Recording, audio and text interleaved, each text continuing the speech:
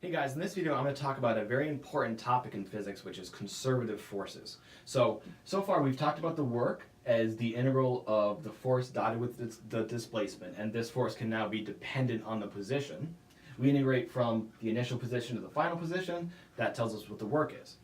We know the work-energy theorem, which tells us the work is related to the change in kinetic energy. So no matter what the force is, we can find the work. No matter what the work is, we can find the kinetic energy, and we can connect forces to motion of objects. So that's great, but we need to deal with one possible complication, which is how exactly to take this integral. So let's start with a very simple case. We have an object which is being pushed up a ramp. There's just gravity acting on the object, and I'm saying, what is the work due to gravity on this object? Well, the displacement vector here, no matter where on this ramp the displacement vector is, it's always going to be pointed up the ramp. Gravity is always going to be pointed down. So the angle between these two forces right there is always going to be the same. So when I take this dot product, I'm going to get a cosine theta, and that theta is going to be exactly the same. It's going to be related to the angle of the ramp. So that's an easy case. But let's try to change this ramp a little bit to see how this can get complicated. Okay, so here's a funny shaped ramp. I have my initial position, my final position in exactly the same place. So nothing looks any different in this formula, but the path is a lot different than the straight path I had here. And the problem is now when I take this dot product, I'm going to want to find the cosine of the angle between the displacement and the force vector. That angle is like that right there, but in every other point of this path, that angle will be different. And so you'll have a different angle in this formula for every point.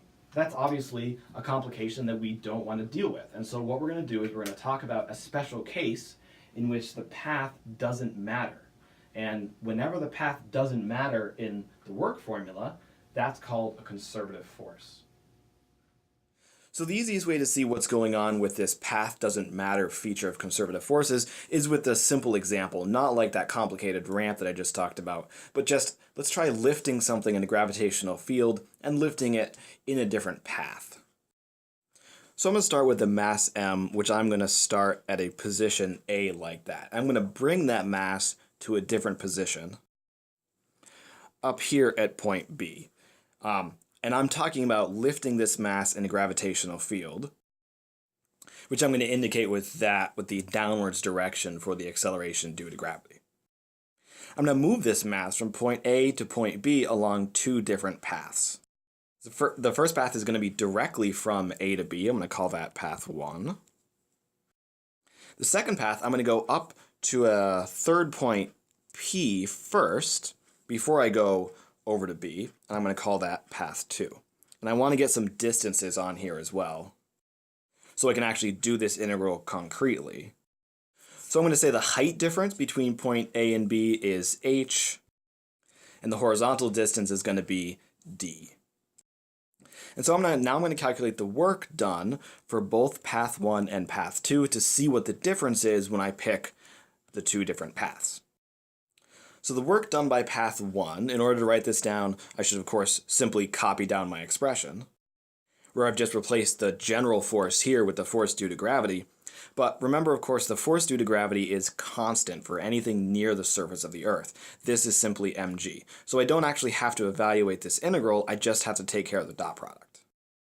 So I'm simply going to have fg dotted with delta x. And of course, this is a dot product. I can replace it with the two magnitudes times the cosine of the angle between them.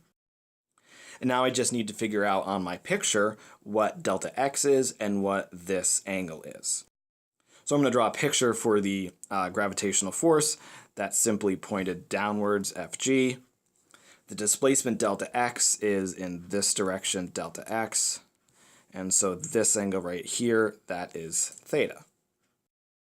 So if I look at the triangle in my picture, this is h and this is d. That means that this x is just given by the Pythagorean theorem.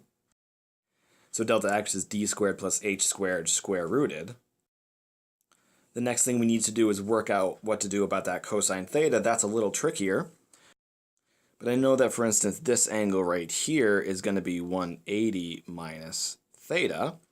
And that angle is the same as this angle right there. That's also going to be 180 minus theta. You can see that because we have 2 parallel lines being cut by another line, and so these are complementary angles, they're the same.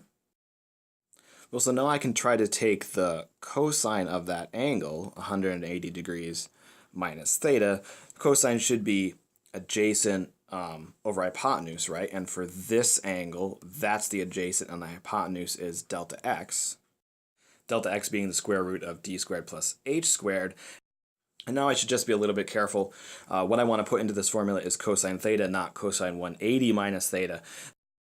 But you can look up in a trig identity table to find out that cosine 180 minus theta is actually negative cosine theta. And so now I can plug negative this in for that cosine theta.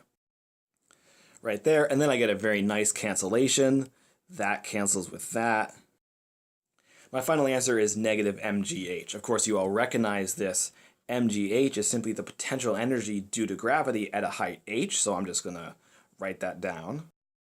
I'll put the negative sign in front of it. Of course, that negative sign comes from choosing specific places to be 0 and things like that, but certainly this identification is interesting.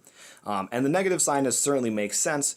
Gravity is acting to try to hold the mass down while I pull it upwards. So the work done by gravity is negative, and that makes a fair amount of sense because I have to work against gravity to get it to go from point A to point B. Okay, so that was path 1. Now let's do path 2. We start the exact same way. In fact, the positions are exactly the same, so the only thing that really needs to be any different is going to be what we do with this dot product in here. Now, I could be a little bit more careful. This integral is going to be different on this part of the path versus this part of the path. So I'm actually going to split it up into first this part and then this part. So if I call that in between point x prime, just be the position of point P. And here are my two integrals being split up from xi to x prime and then from x prime to xf. But as I did up here, the force of gravity is constant, so these just turn into f times delta x's, where I've called the first one here delta x1 and the second one here delta x2. Okay, now I need to evaluate the dot product like that. So that's simply the force of gravity times delta x1 cosine theta 1 and mg times delta x2 cosine theta 2. x1 and x2 are pretty easy to figure out. One of them is simply h, one of them is simply d.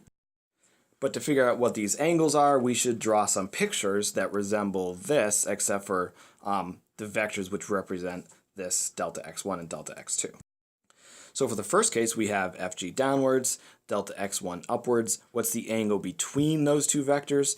It's 180. So theta 1 is 180, cosine 180 is minus 1.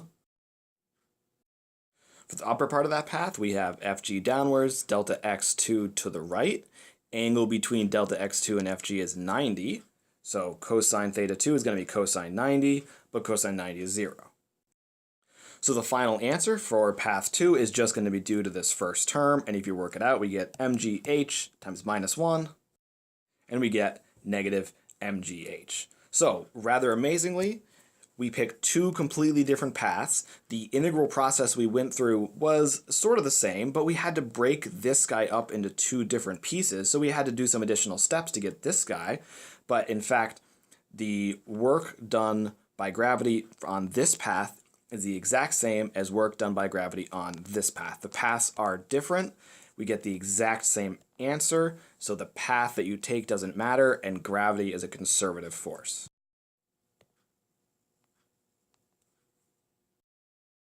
So before moving on, I obviously need to say something about this relationship right here. So you might not have expected the work due to gravity to be related at all to the potential energy, much less negative the potential energy.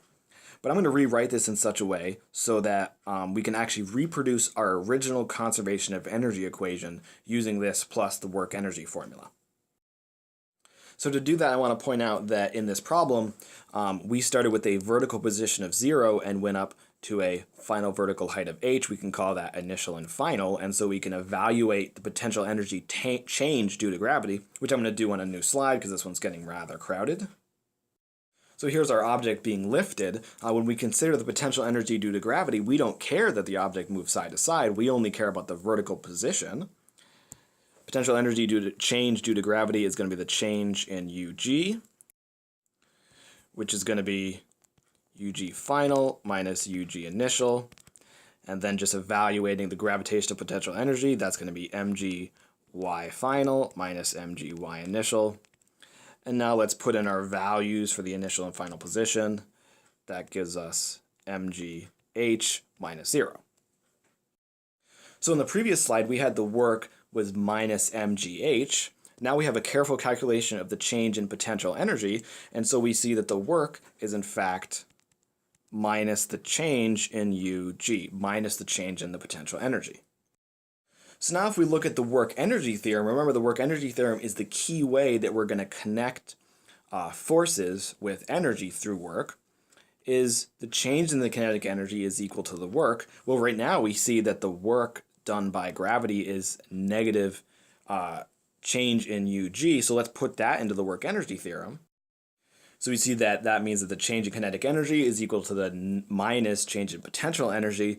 Well, if we rearrange this, we simply get that the total energy is conserved. This is our old friend change in energy equals 0, specifically for the gravitational energy, but for any conservative force, this process would work, remember? So we said that for a conservative force, the path doesn't matter. Since the path didn't matter, we said we could write the work is the change in the potential energy.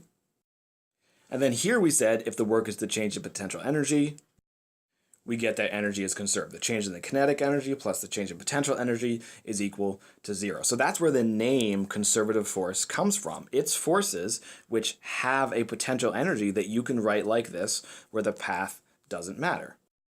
So the one final thing we need to say is this allows us to give a connection between the potential energy and the force. So we've already got the connection between the work and the force, but now we can use this to get a connection between the potential and the force.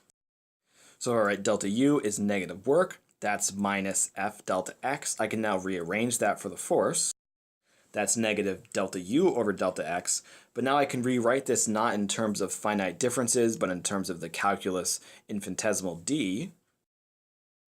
And we get that the force is the negative derivative of potential energy with respect to x. And to be totally clear, this dx means that I'm actually calculating the force in the x direction. If I wanted to calculate the force in a different direction, I would have to change the variable I'm taking the derivative with respect to. As a real quick example, let's do this for the gravitational force.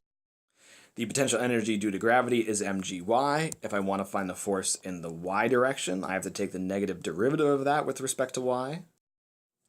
But taking the derivative of mgy with respect to y, the derivative of mg is constant, so it just comes out, and the derivative of y with respect to y is just 1.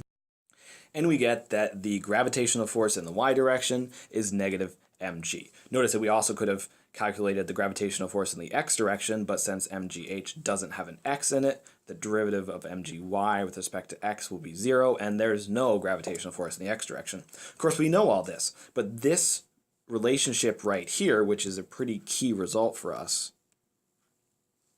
tells us that anytime we know a potential energy, we can find a force. And actually, we can invert this expression to integrate the force. So if we want to find the potential energy due to a force, we can integrate it.